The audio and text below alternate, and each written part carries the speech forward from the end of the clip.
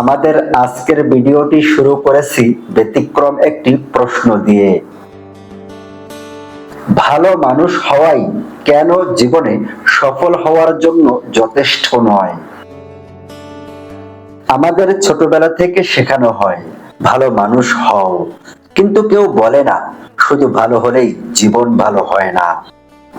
এই কথাটা বুঝতে আমার অনেক সময় লেগেছে, তবে ভিডিওটি সম্পূর্ণ দেখলে বুঝতে পারবেন আপনিও। আমি এমন অনেক মানুষ দেখেছি যারা খুব ভালো, কিন্তু জীবনে খুব কষ্টে আছে।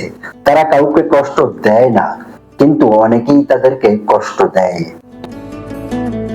কারণ তারা ভাবে ভালো হলেই সবাই ভালো থাকবে, কিন্তু বাস্তবতা অন্যরকম। আমাদের সমাজে ভালো মানুষ মানে সবসময় অন্যকে খুশি করে নিজের কষ্ট লুকিয়ে রাখা, অন্যায় দেখেও চুপ থাকা, না বলতে না পারা, আর সবাইকে বিশ্বাস করে ফেলা। এই মানুষগুলো সত্যিই খারাপ নয়, বরং অত্যন্ত মূল্যবান হৃদয়ের অধিকারী। ভালো মানুষ হওয়া দুর্বলতা না, কিন্তু সীমা না টানা দুর্বলতা। আপনি যদি সবসময় মানিয়ে নেন, সবসময় চুপ থাকেন, অন্যায়ের প্রতিবাদ না করেন, একদিন মানুষ আপনাকে গুরুত্ব দেওয়া বন্ধ করবে।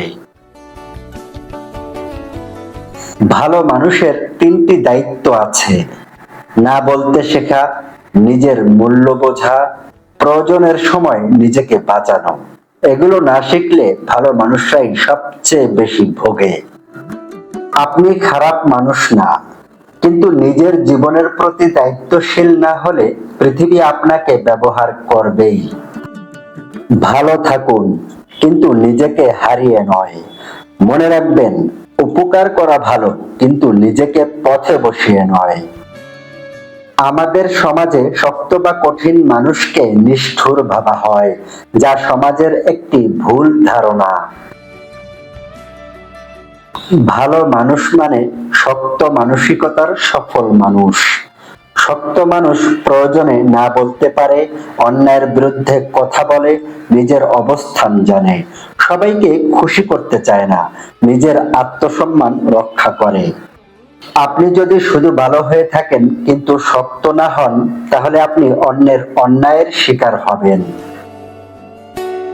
এবার আপনি হয়তো ভাবছেন, তাহলে কি ভালো মানুষ হওয়ার চিন্তা বন্ধ করে দিব? একদম না।